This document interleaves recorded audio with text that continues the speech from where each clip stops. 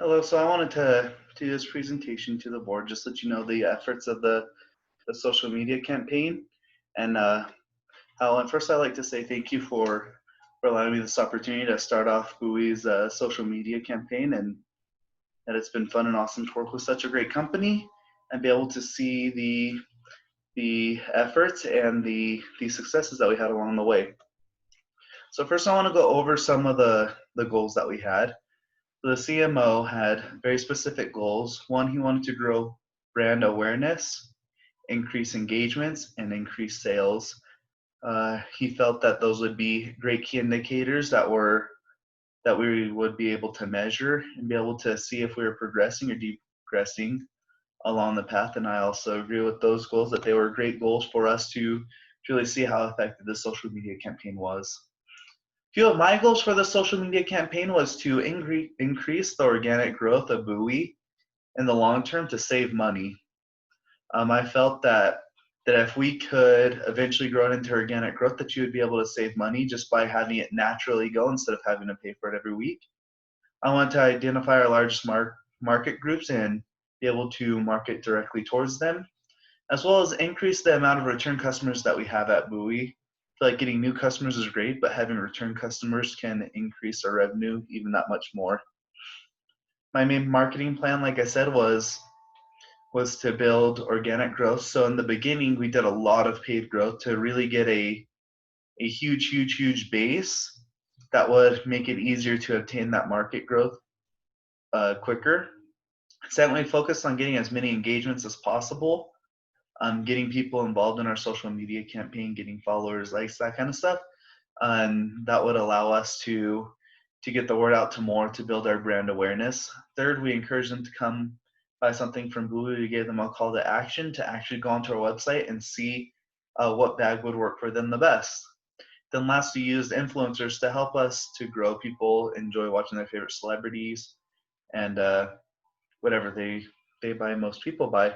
So we felt like that would be a good way to increase brand awareness and to increase our revenue. So first, we target our market on Facebook and Instagram. I felt those two platforms would be the very best for our market as well as for the organic growth. We made sure to do a post every day, if not every other day, as well as twice on the weekends, to keep us fresh in our customer minds and to allow them multiple opportunities. The more content we got out there and the different types of content, we were able to grab more people's attention.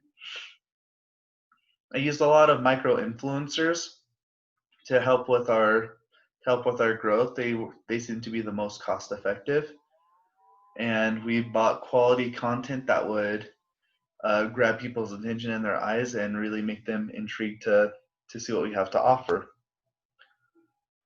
The kind of content that was best for our growth was infographics and blog posts. People really like to learn more about traveling, tips and tricks, places to travel, learning more about that kind of stuff, and that really seemed to attract them.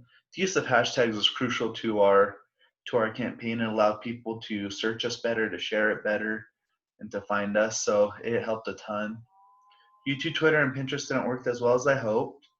I'll talk more about that later. Also, the two bigger influencers groups didn't really help all that well. I found that for us, using multiple micro influencers each week along with quality content posts was the secret sauce for our success. So as I mentioned, Instagram was by far the best performing platform that we used, followed by Facebook, which we kind of assumed based on our market group, our target market group. Twitter and Pinterest performed around the same, and YouTube was the very least. We just didn't have good success with YouTube. About halfway in, we just allowed it to be more organic growth.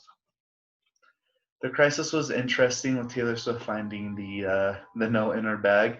That threw a twist in our campaign, but I felt that we handled that by coming out and saying we didn't know that the conditions were that bad for the workers, and that from now on we'd institute a policy saying that we would perform audits twice a year in our manufacturing plants overseas, to make sure that the conditions for workers were adequate. And that seems to really help. And then we also determined that we would have a portion of our sales going to make sure that those workers at the factories were fed well, they were nourished properly, and that they had access to the medications when they were sick. So that way, I believe that a lot of people liked the steps that we took and that it was good for the company. So we were able to see very, very great growth. With the impressions, we were able to hit over 23 million, engagements over 1.2 million, clicks over 450,000, shares over 275,000, new followers over 100,000, conversations just under 8,000, with a total revenue gain of 263,362, which is almost 5 times more than what we were given for our budget. So our budget was $5,000 a week, or $60,000 over 12 weeks, which was a really great budget to work with. That was plenty to be able to hit the goals that we wanted. I feel though that if we were able to still have the 60,000, but spend a little bit more in the first few weeks to really get that strong baseline, to do a little bit more with paid advertising the first few weeks, be able to get that strong foundation, that we could have maybe even done a little bit better. But overall, I'd like to thank Bowie for allowing me to be their social marketing manager and to be able to achieve the growth that we have. And I look forward to future projects with them and working with them even longer. Thank you so much.